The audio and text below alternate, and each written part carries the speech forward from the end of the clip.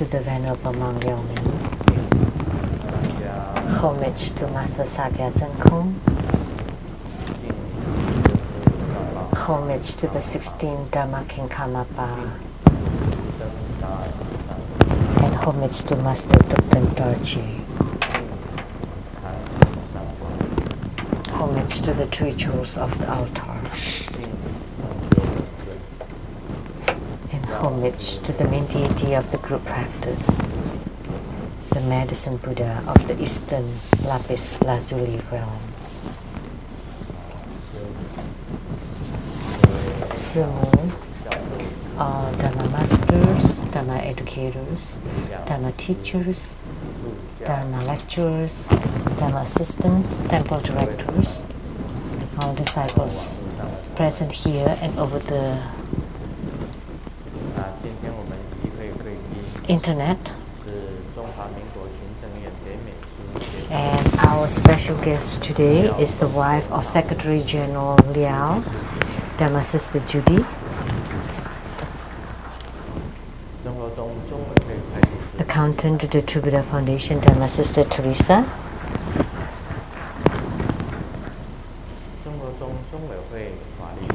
Attorney to the True Buddha Foundation, Dharma Sister Jennifer Zhou.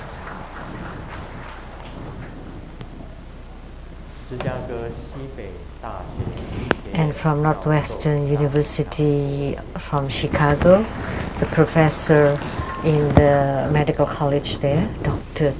Ching. Producers for the Guinea Diansang Xinten, Dharma Sister Rebecca Shiyachi. Dr. Ryan Zong.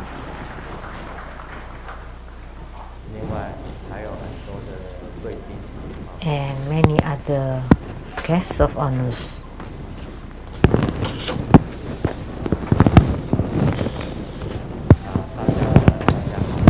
Good evening, everyone. How do you do?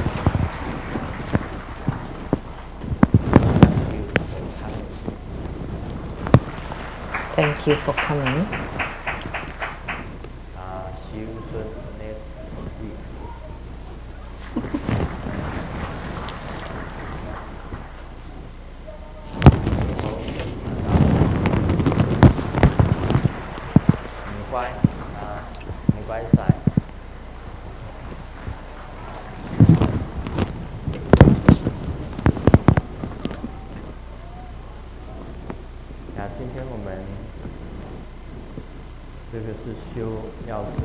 Today, we practice Medicine Buddha's Dharma practice in this group meditation practice. And I often said before that my strongest impression of Medicine Buddha has been told before, but I can repeat it again here. The strongest impression I had of Medicine Buddha was when during my retreat in South Korea, and we went to Ching, about a few hours from Seoul. A place called Ching in Korea, and over there is a very humongous Medicine Buddha. I rarely found such a big Medicine Buddha.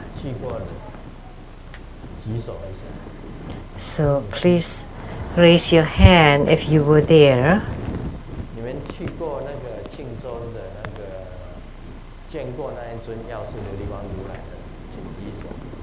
So if you have seen,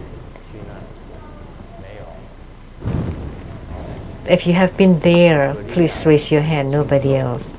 So in Cheongju in South Korea, that was the Medicine Buddha. Very tall and very big. So in his eyes, we would have been like an ant underneath him. And at that time, my health, I experienced the splitting of my head during that time. And I had mentioned before that when I was about to wear my shoes, just kneeling down, I would feel as if I was about to die, like my soul was about to leave my body. So it was really severe. But I still performed the great prostration to pay homage to the Medicine Buddha, because Medicine Buddha had made a vow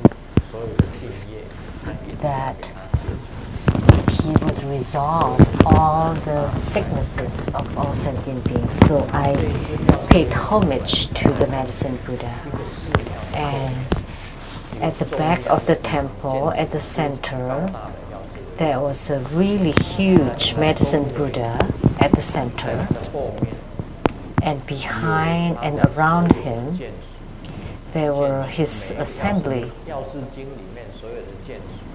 All of them that was mentioned in the Medicine Buddha Sutra, behind and around him. And I paid homage to each one of them, which is the Sunlight Bodhisattva, Moonlight Bodhisattva, the Medicine King Bodhisattva, the Supreme Medicine Bodhisattva, the 12 Medicine Generals. There were 12 of the generals, and many more. All the members of Medicine Buddha's assembly, and I paid homage to each one of them, one by one. And afterwards, I got on the bus, and I felt really tired.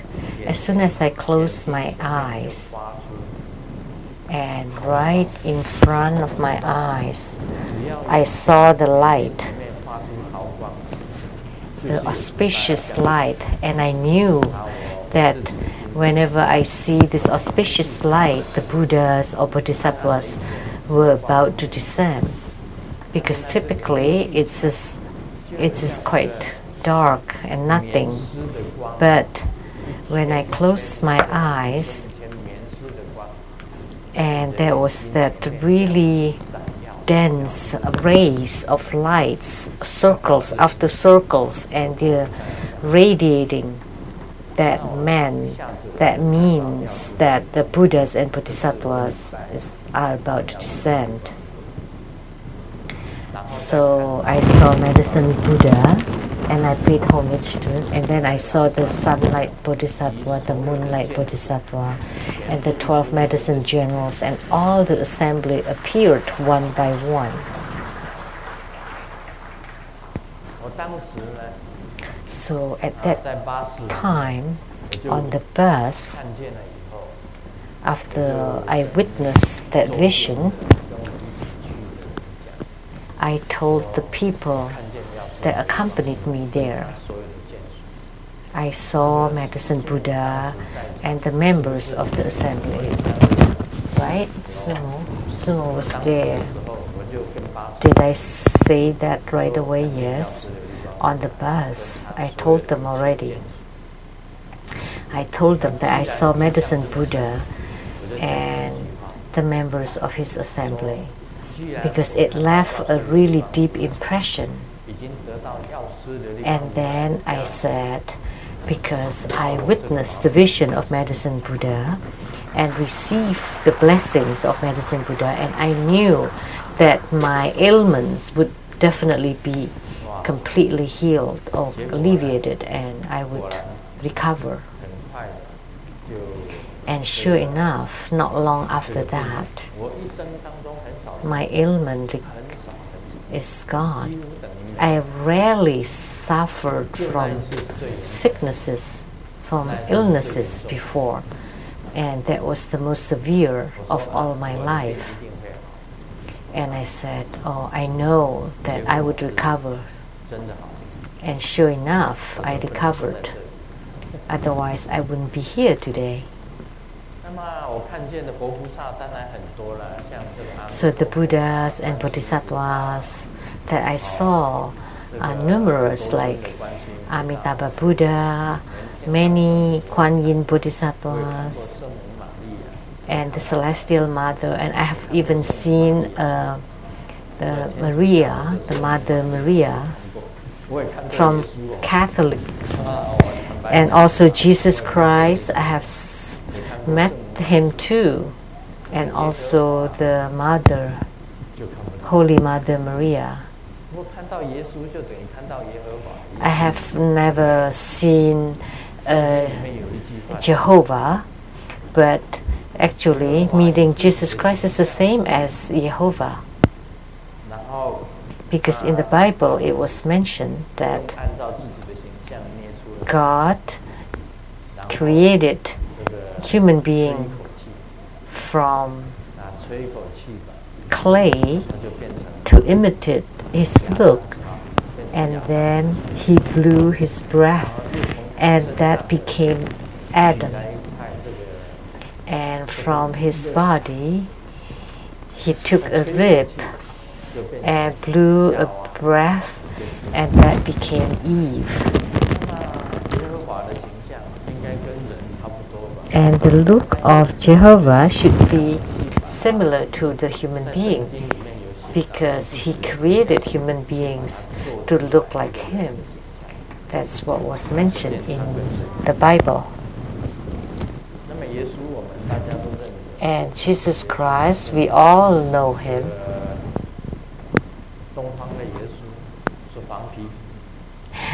The Jesus Christ in China would have a yellow skin, and the Western Jesus would look white. And for the black people, the Jesus would be black. So they all have different look of Jesus. And Jesus also has the look of a human being. So I have met Jesus Christ, and also the Holy Mother Maria, and also the Celestial Mother Maju. I have met her too.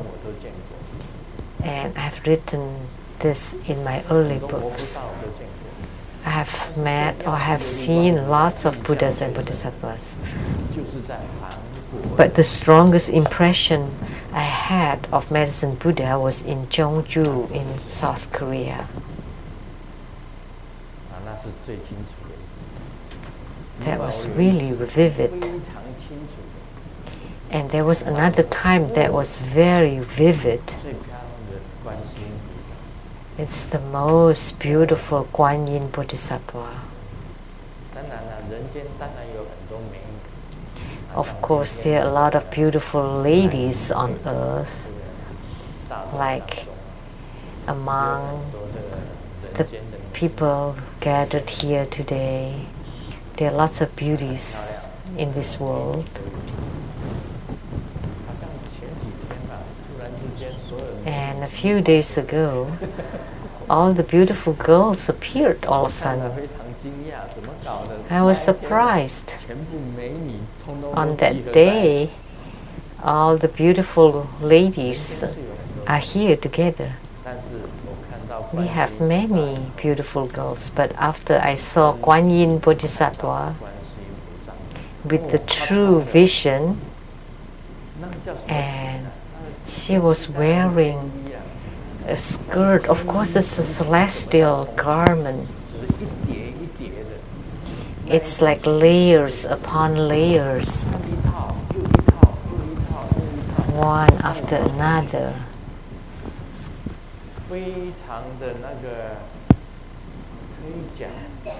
Oh, it's really... Even her gowns would radiate light and colorful lights. As soon as I opened my eyes, all of a sudden I saw Guan Yin, Avalokitesvara, Lokasvara Bodhisattva. And she just turned her head and wow, so beautiful. Never seen anyone that beautiful before. And Guan Yin Bodhisattva, the Lokasvara, was truly beautiful. Oh, it's just beyond words. And she smiled at me.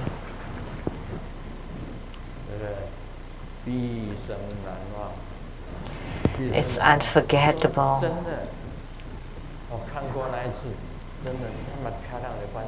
After seeing such beautiful Guan Yin Bodhisattva, I said, Amitabha.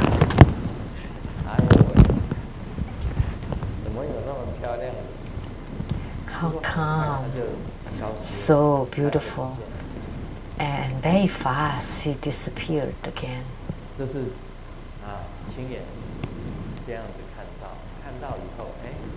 So I saw with my own eyes, and she brought good news to me, because I had a difficulty at that time.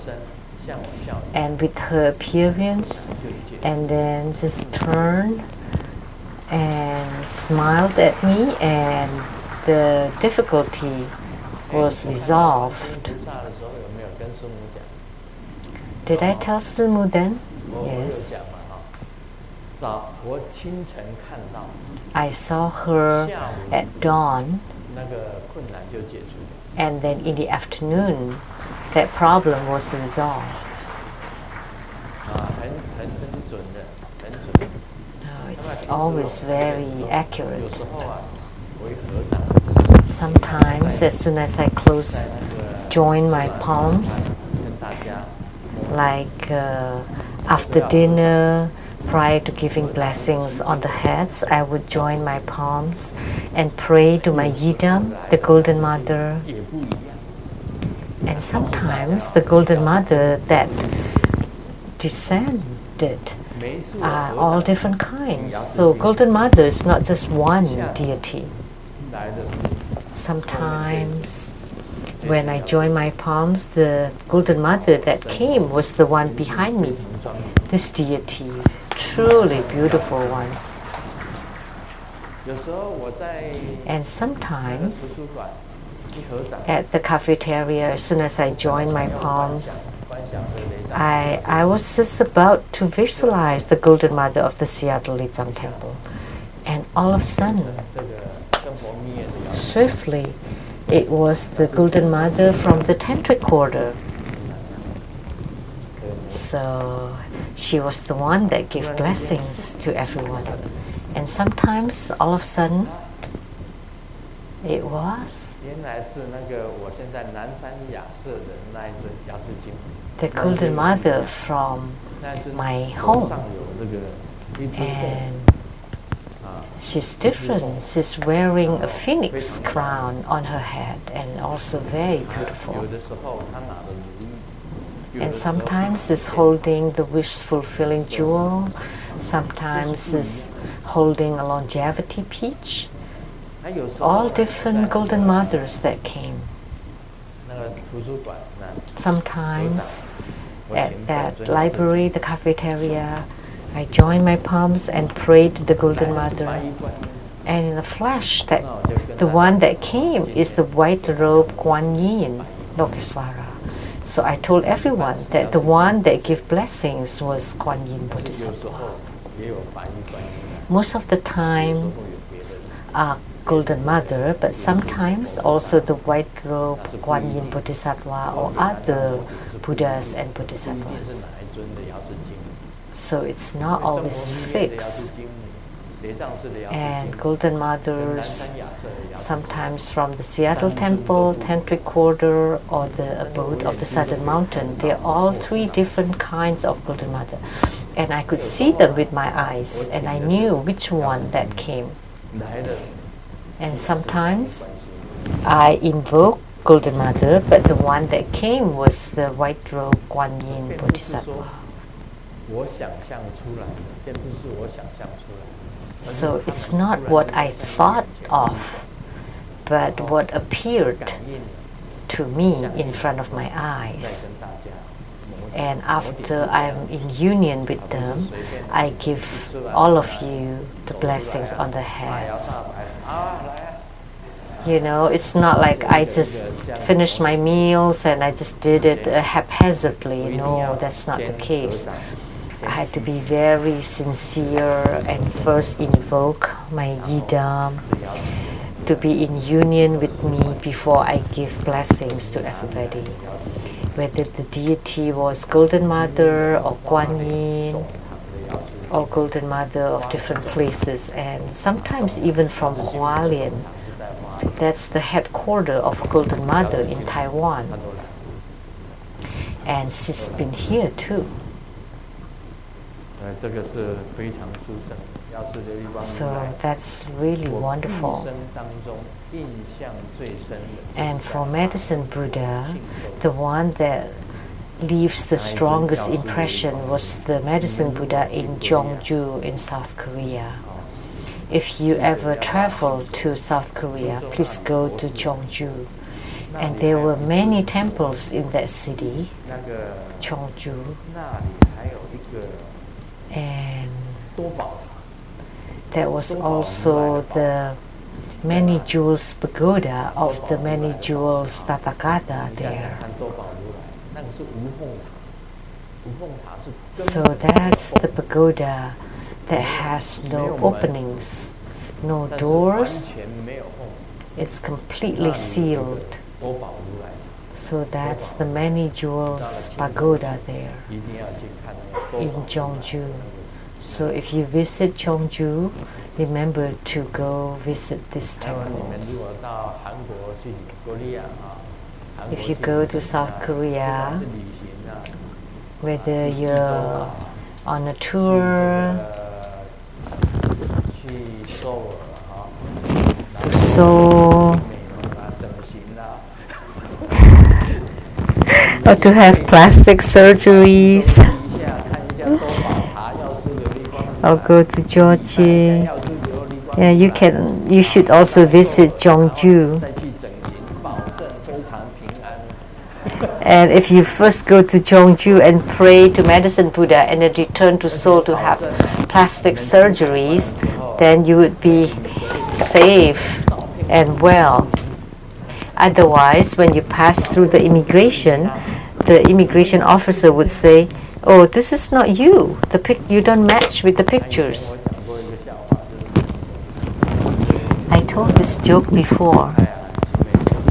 There was a wife that went for plastic surgery, and she got home, and she wanted to give her husband a surprise, a nice surprise.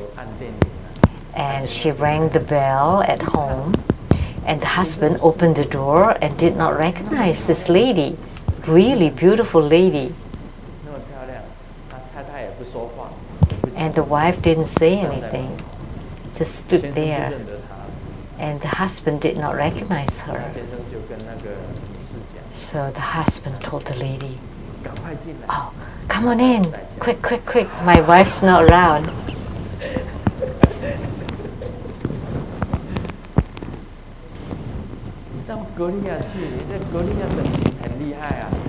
So plastic surgeries in Korea is really great.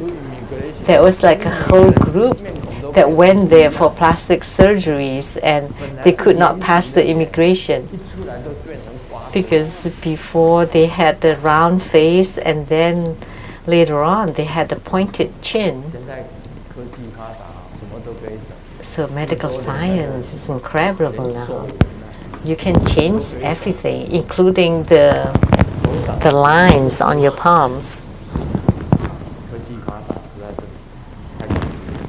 So that could be, it's quite scary.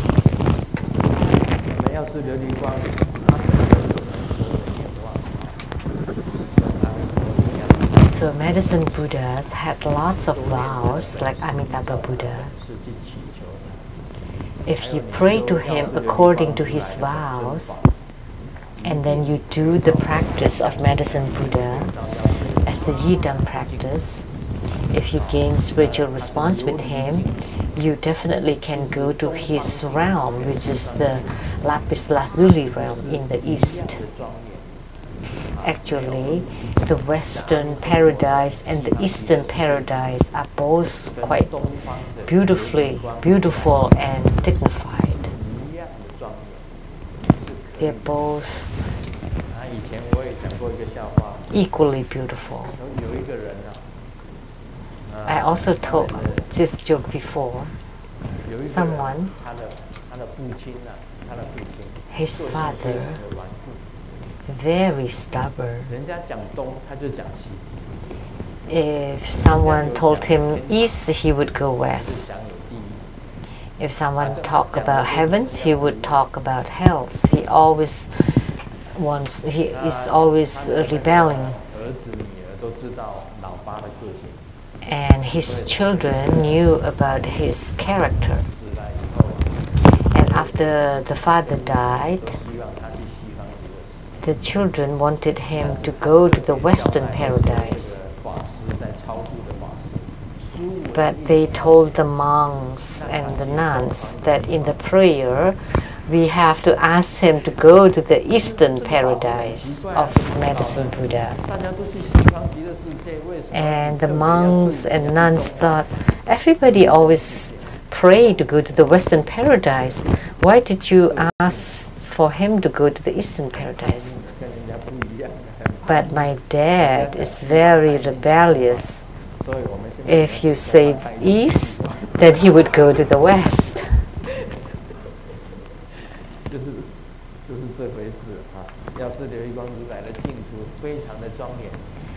So the Pure Land of Medicine Buddha was also really beautiful, the lapis lazuli realm.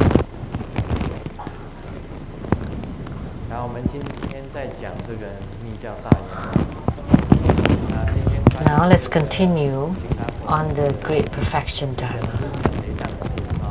I also want to welcome from the Chicago Lechang Temple.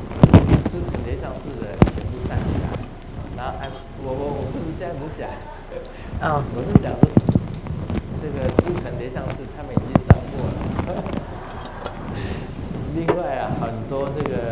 From the Chicago, there are many people, and the people from Vancouver, because they came here very often, so they don't introduce. There's some from Hong Kong, Panama, Australia, Sydney, from many other countries. After they stood up,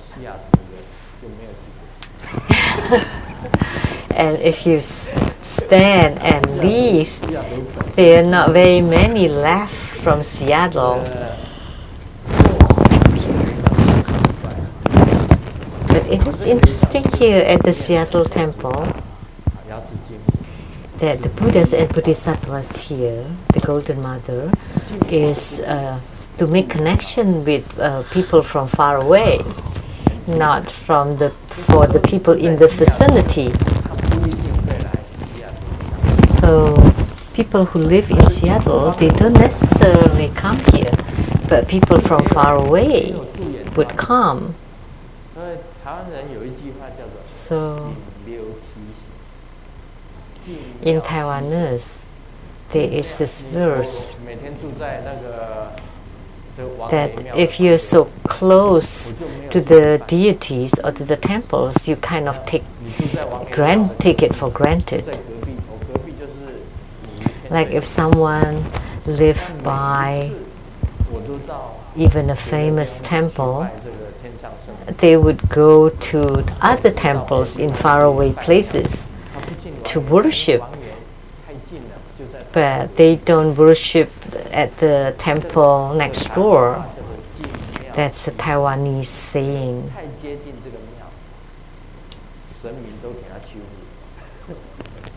Because if you're too close, then you just take them for granted.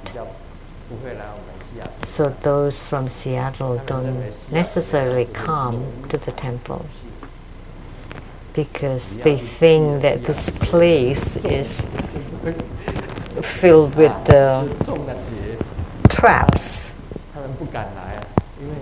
and they don't dare to come. And they find it really interesting because we have lots of miraculous experiences here.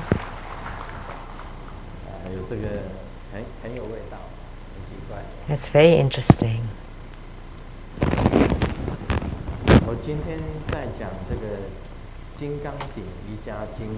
So now I would like to continue talking about the verse in the Vajrasekhara Sutra. I now offer my life in taking refuge and pay homage to the great yogi patriarch who pioneered a Dharma vehicle of the Tathagata's three secret vehicles. The three secrets. This vehicle, or yana, is beyond compare. It is the topmost, the ultimate. Buddha's wisdom is uncommon. Yogic response is the door. As now awakened, able to perfect the pure Dharma body, Bhagavats of the past, present, and future rely on this Dharma.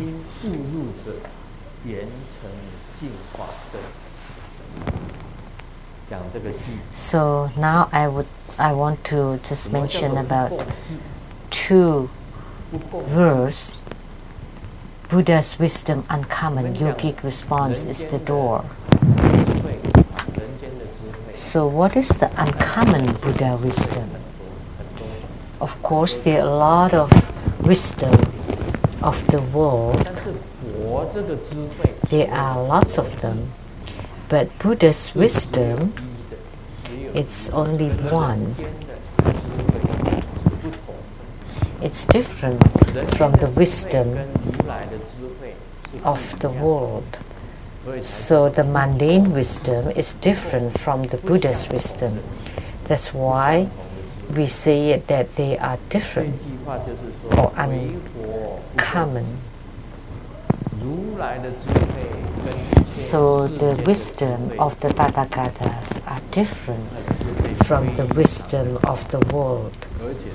And the Buddha's wisdom is extremely high, and it is absolute and ultimate.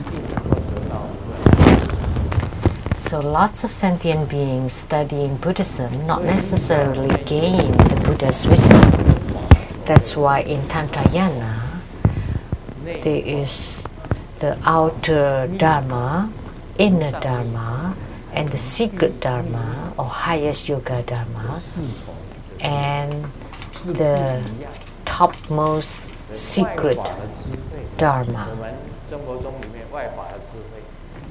So the wisdom of the outer Tantra is through spiritual response. By gaining spiritual response, you can go to the Buddha lands.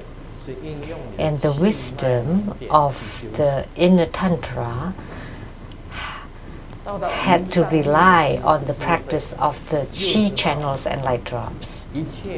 And the wisdom of the highest Yoga Tantra, you would gain the understanding that all beings are equal. That's the wisdom of the highest Yoga Tantra. And to the topmost secret Tantra, that's enlightenment, then your wisdom would be the same as the Buddha's wisdom. So there are 4 levels. So the Buddha's wisdom is uncommon, and it is absolute and the ultimate.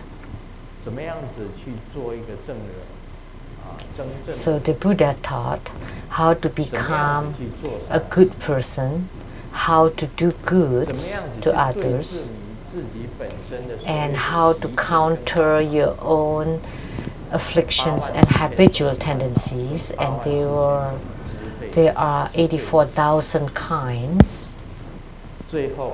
And finally, that would be the uncommon Tathagata's wisdom.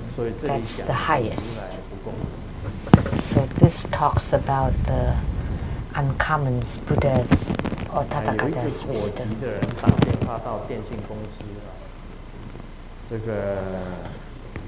Someone called to the telephone company, the customer service, and he told them, someone's stuttering. How are you? Why my phone bill is so expensive? So now you understand, right? It's customer service. And the rep replied, you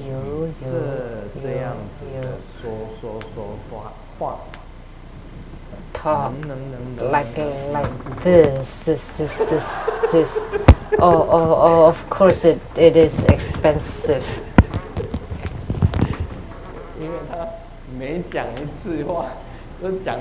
Because for one sentence, he need a long time to say it.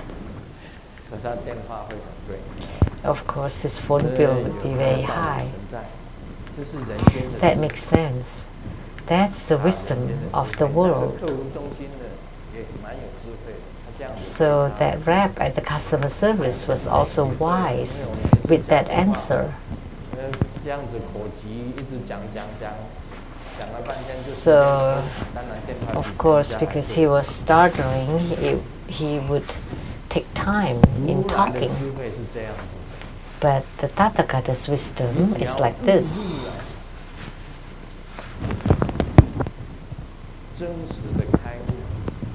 If you enter onto the true enlightenment path, then that's the wisdom. So that's the wisdom of the essence of the Dharma realm. It's impossible to explain other than that.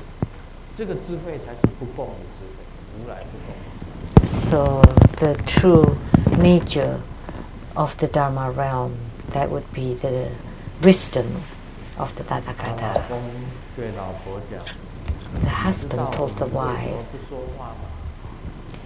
do you know why the fish don't talk? And the wife said, I don't know why. And the husband said, simple.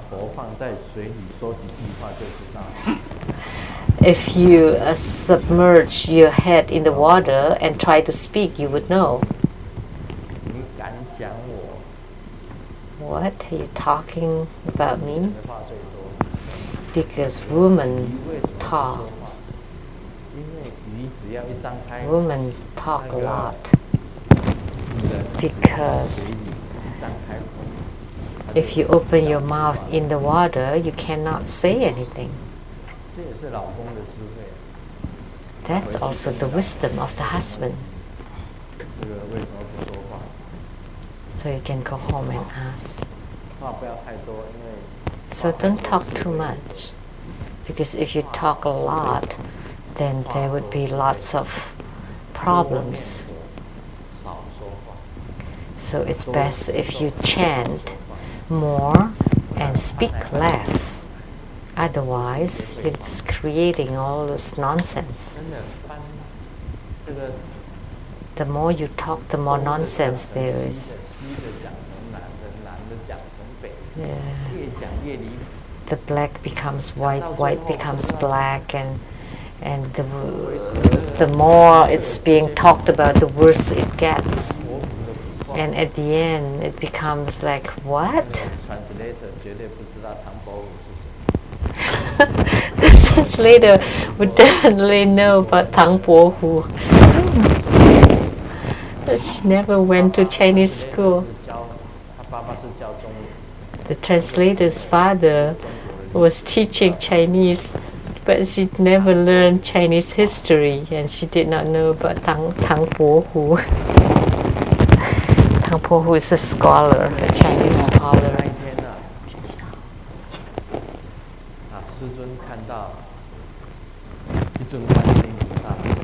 The other day, the master saw Guan Yin Bodhisattva came in front of me, And Guan Yin Bodhisattva told me that she's an antique.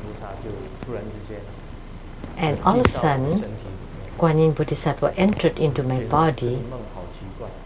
And I thought, wow, what a strange dream. Guan Yin Bodhisattva came and entered into my body. And for my birthday, someone gave me a gift of Guan Yin Bodhisattva. And she told me, and he told me that this is an antique. For Grandmaster, wow, it's the same as my dream. And he offered me the same gift. And I look at her bag. There was a few words. So it's from the Ming Dynasty. So the person who offered me that gift, are you here?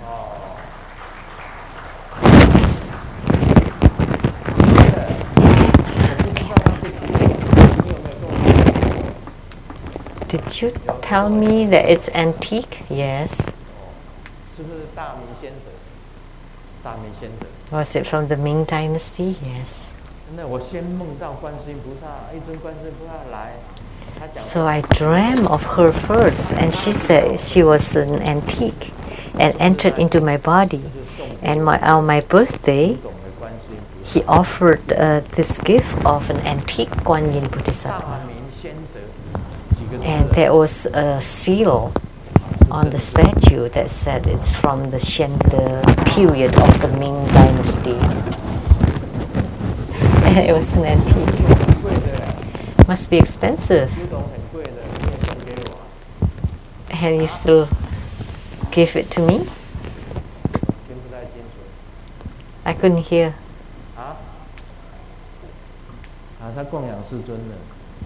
Oh, it's an offering to Grandmaster. How come you have this antique?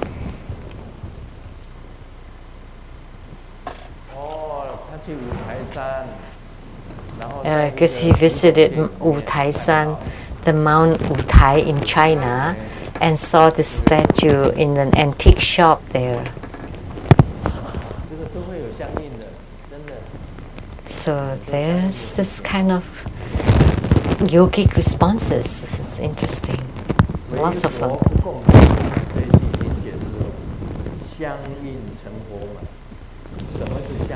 So the Buddha's uncommon wisdom is the yogic response is the door to the Buddha's uncommon wisdom. So in Tantrayana we talk a lot about yogic response or spiritual response, like that Guan Yin Bodhisattva appeared and said that she was an antique, and then the next day on the birthday someone gave me an antique statue of Guan Yin Bodhisattva. So this is also called a yogic response. Spiritual response is like this. A lot of people ask me, so have I gained spiritual response or yogic response? Why are you asking me? You would know yourself if you already gained spiritual response. Once you gain spiritual response with your yidam, your personal deity, that deity will always be alongside you. As soon as you invoke him or her, or with the thought that the deity would be there, and at any moment you're the same, you're in union with the deity. You're the deity and the deity is you.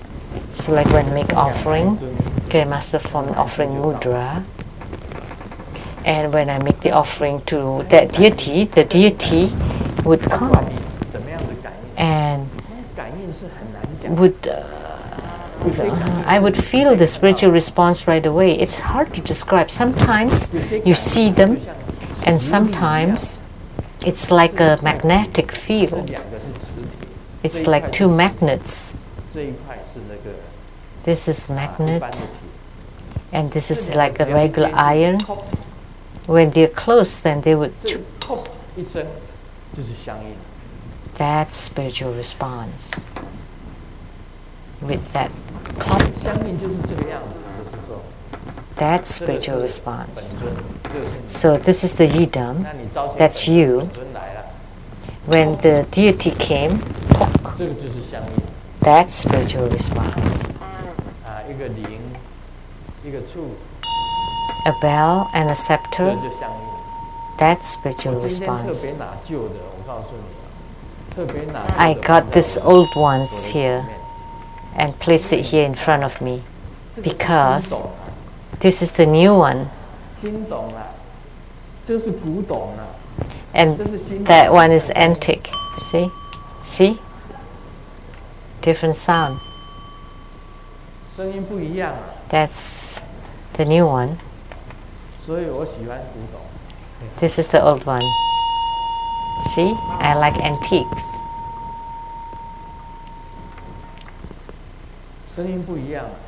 Different sound. As soon as you gain spiritual response, then you are the deity and the deity is you. When you make offering and you recited their name, and with a clap, they would ring you and they know and they have accepted the offering. It's a very simple concept. You would know yourself whether you have that response or not. There's no need to ask me, oh Grandmaster, have I gained spiritual response with my yidam? If you have gained it, do you want to ask me? You should ask your yidam. So if you ask the deity, have you gained spiritual response, and immediately you gain the response. So the yogic response is the gate to the Buddhism. So that's yoga. In Tantrayana, we call it in Chinese Xiang Yin, which is spiritual response, or yogic response, or yoga. So the practices that we do is all yoga practice, like the Root Guru Yoga, the Kuan Yin Yoga practice, or Medicine Buddha Yoga practice.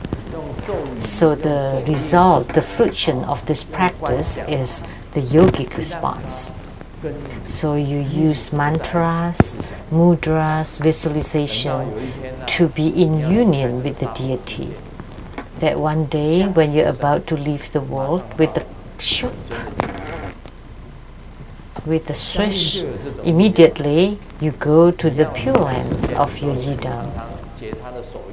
Because you often form his mudra, often recite his or her mantra, and often be mindful or visualize them.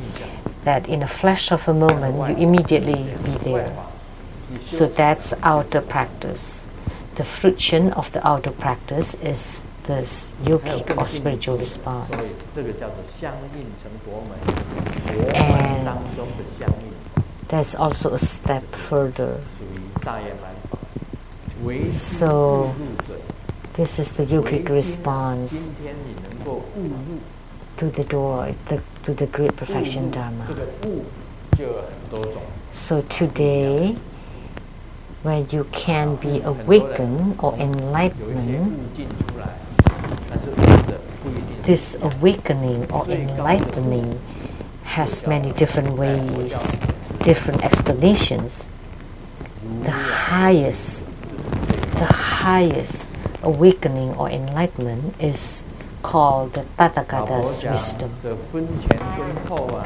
The husband said, you are totally different from before marriage. And the husband said, of course, before marriage, I would bring a flower and courting you, very romantic. He often give her flowers. And after marriage, you're chasing after me. So before marriage, the man chasing after the woman. And the husband said, how come? Well, you're bringing a bat and chasing me. So there's a huge difference between before and after marriage. If you're enlightened, you would know. It truly is different between before and after marriage. You don't need to be enlightened to know that.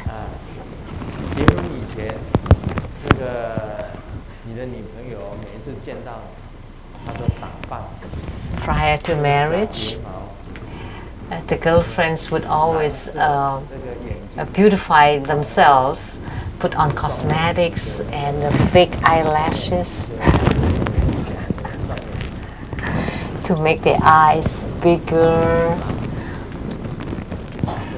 and with the beautiful makeups and beautiful clothes, and don't dare to even fart. And after marriage, why? Fake eyelashes? No way, no more.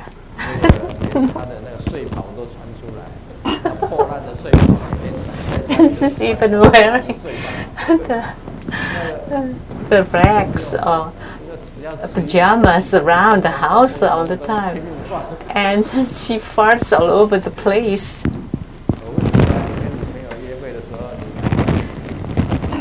But let me ask you, when you date, do you dare to fart?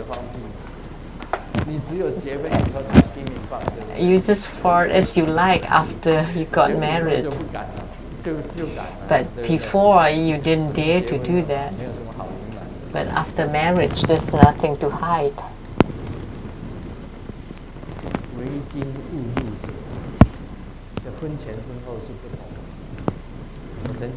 So before and after marriage is different. I've told this joke before.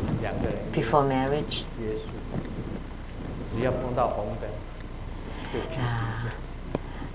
they say that every time they see a red light, that's the boyfriend, the girlfriend, they would kiss at any red light.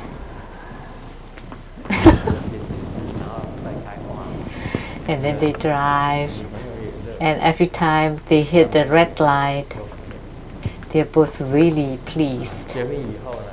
But after marriage, no more. And then the wife asks the husband, "How come now you don't even kiss me at red lights?" And the husband said, "Well, in the future, I'll just drive on the freeways. No traffic lights." And it's a difference between before and after marriage. So you need to be awakened. Yeah. You would know even before awakening. So you need to be enlightened to the great perfection Dharma, to become the pure Dharma body. That's the highest attainment. The pure Dharma body or pure Dharma kaya is the highest attainment. So the 6 roots, and for the eyes, ears, tongue, nose, touch, and mind or consciousness, and then Mola consciousness, which is the combination of all consciousness, and then alaya consciousness, which is the 8th consciousness. When you reach the 8th consciousness, if you study the consciousness only, you would know that there is a Tathagata inside the Tathagatas. And this Tathagata is perfect, and it's pure and complete Dharma body, Buddha. Like Vairocana Buddha is the pure Dharmakaya, and Padma Kumara is the Sambhoga Kaya, and Grandmaster Lu is the Nirmana Kaya, the physical body. And before Grandmaster Lu attained the pure Dharma body, he is considered a Nirmanakaya that has physical body. After he had attainment in his spiritual cultivation, he would reach the pure Dharma body. That's very important. So in Tantrayana practices, in the true attainment, you would become a Dharma body. You don't attain the pure Dharma body by going to the Western paradise or Eastern paradise. Because there, all you reach is the Sambhoga Kaya, or the reward bodies. You need to continue to cultivate spiritually in order to reach the perfect, pure Dharma Kaya, Dharma bodies. So we all need to know that now we are all the Nirmanakayas, and when you go to the Buddha lands, that's Sambhoga Kaya. And then higher or further, there would be the Dharmakaya, which is the perfect, pure Dharmakaya Buddhas. So that's why in Buddhism we say that you can reach the Buddha lands with karma. So you still have karma, but yet you can go to the Buddha lands, or like Western paradise. And at the Buddha lands, we are in good terms. But in this world, we could say something like, I hate you. I hate you. On earth it's like that. But when these two people in Buddha land, and when they see each other and they say, I hate you, then Amitabha Buddha would run away. I don't want to see you. Or I want to spit on you and glare at you. Or curse at you. How could you do those in the Buddha lands? No. At the Buddha lands or pure lands, we all cultivate together. But on earth, there's a lot of suffering, lots of gossip, rumors, and sometimes love, sometimes hate, and love become hate, hate become love. Because you cannot love the way you want, it becomes hate. Oh, I have totally eradicated you. So lovers with guns, or in Taiwan, lovers with knives or swords. That's the human world. So there's lots of afflictions due to love, hatred, and friends and foes. So, but once you enlighten, you ignore all those. I don't care. So once you gain enlightenment, you don't care about those anymore. Everything is fine. I don't care about anything. So this is very important. So once you gain enlightenment, once awakened, you want to enter into the perfect, pure Dharma body realm. That's all for today. Om Mani Padme Hum.